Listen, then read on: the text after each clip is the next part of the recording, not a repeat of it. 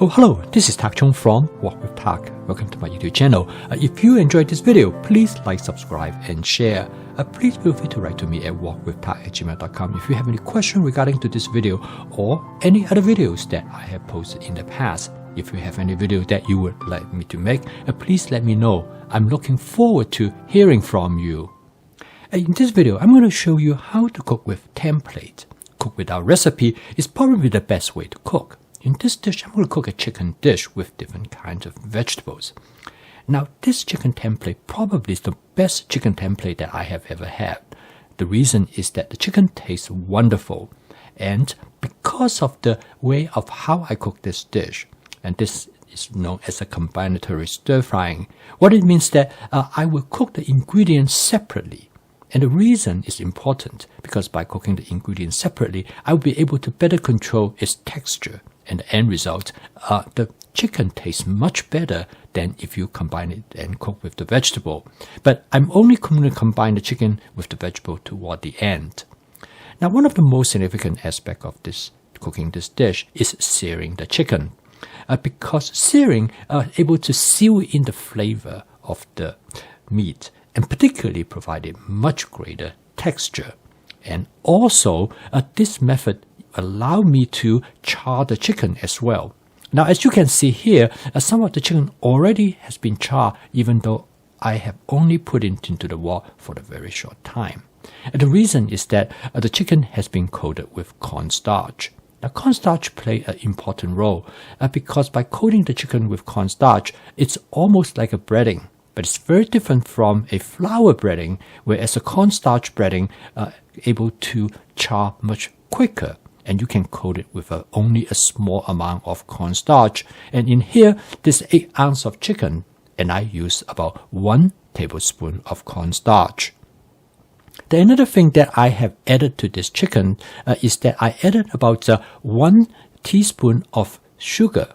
Now, that's not very much sugar at all, but that small amount of sugar will cause the surface of chicken become caramelized. As you can see now, the caramelization give the chicken much better flavor.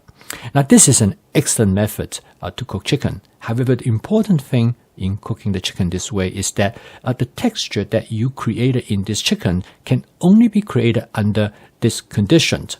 And in fact, the stainless steel wok is essential. Actually, a carbon steel wok will do the same because it can generate much greater heat. Now, you notice that there's hardly any oil left on the surface of the wok. And the reason is because I only add a minimum amount of oil. For a primary reason, in this case for the culinary reason, because with a small amount of oil, this will cause the chicken to char. And this charring give the chicken a grill-like flavor, which I think you will really enjoy. Okay, now the chicken is done, and it only took about less than 1.5 minutes to cook this. And I'm going to set them aside. Now I'm ready to cook the vegetables. For cooking this vegetable, I'm also going to introduce you a template which I have discussed in the past. It's called water-based stir frying. What it means is that I use minimum amount of cooking oil. In fact, I did not add any additional cooking oil after I finished cooking the chicken. I'm using the same wok. I use whatever the cooking oil that still remain in the wok to cook this dish. Now, this method is basically the idea is that you first coat the vegetable with minimum amount of cooking oil.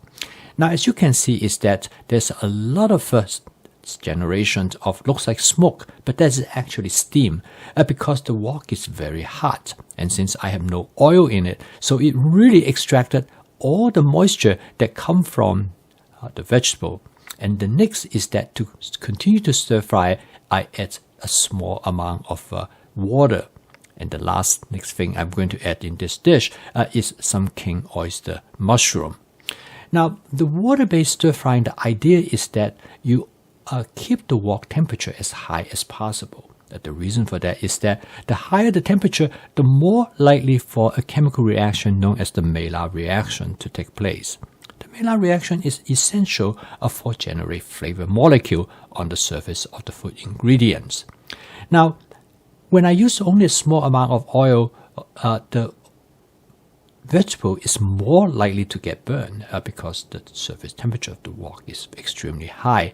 The next step is that to prevent the food from getting burned, I'm going to add a small amount of water. The addition of the small amount of water, the main purpose is to reduce the surface temperature of the wok. So in this case, it will prevent the food from burning. But at the same time, I like the temperature to be hot because at a higher temperature, it is more likely for the Maillard chemical reaction to take place. And we all know the Maillard reaction temperature zone is somewhere between 250 degrees to 330 degrees Fahrenheit. It is at this temperature when the food ingredients will allow the surface molecule to interact with each other that lead to the formation of flavor molecule. And that is why food that are cooked at that temperature, such as baking, roasting, deep frying, all of this tastes better because of the Maillard chemical reaction. As you can see, there are a lot of steam coming up because I only add a small amount of water each time. And my goal is that I add enough water just to keep the temperature low. And in this case, I have very little water sit on the surface of the wok. This will help me to maintain the temperature high, and this will keep the food taste much better. Now, if you have too much water in it, then what happens is that you are no longer frying because now you have changed the cooking process from frying to steaming. The steaming, in this case, too much water will result in the type of a situation that it will not allow the Maillard chemical reaction to take place. So in this case, you see the steam coming up, but you actually are not steaming the food because the temperature at the surface of the water remains to be high. And pretty soon I add enough water that it starts to accumulate in the bottom, and this now the dish is almost done. I'm going to season the dish with a combination of oyster sauce and hoisin sauce. And the amount that you put into it is really not that important. You can put whatever amount that you will like. And the main thing is that you can adjust to the flavor as how you like it. Now, if you want to taste the natural flavor of the food ingredients, in this case, the green beans, the bok choy, and the cauliflower, then you should add a very small amount. I'm going to also add a chili sauce which contains fermented black soybeans.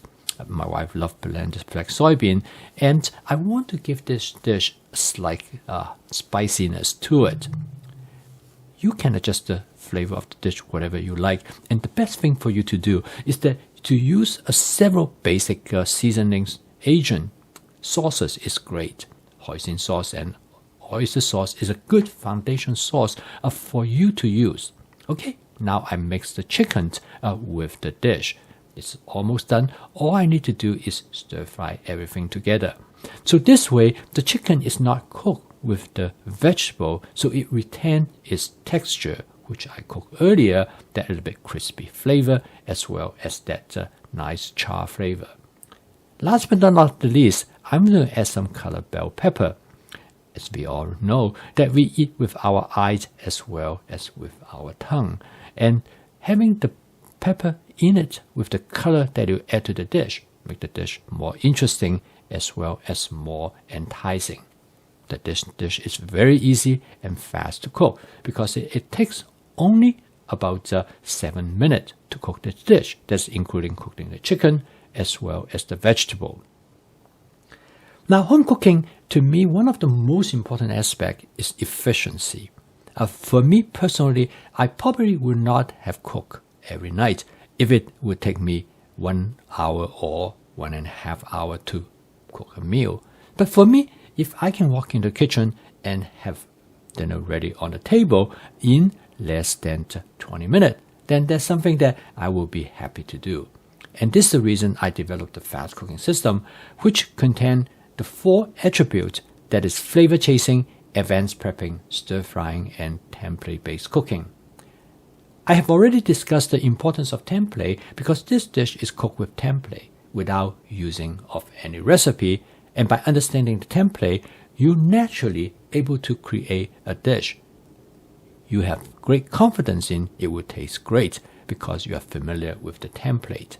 And with advanced prepping, I have all the ingredients prepped in advance. So as soon as I walk in the kitchen, all I need to do is to find the ingredients that I want.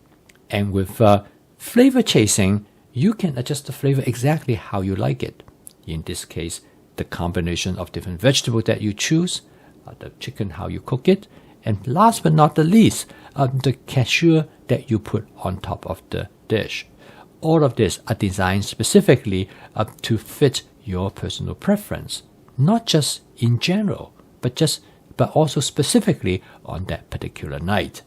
So this is what makes home cooking sustainable, because of its possibility for creativity. Now, I designed the fast cooking system for the whole purpose is to make it a viable alternative to fast and ultra-processed food. And with its efficiency, you can cook all your meal every day, so you know exactly what you put into your body. So if you would like to learn more about this cooking system, please subscribe to my YouTube channel. So keep on cooking. I will see you tomorrow.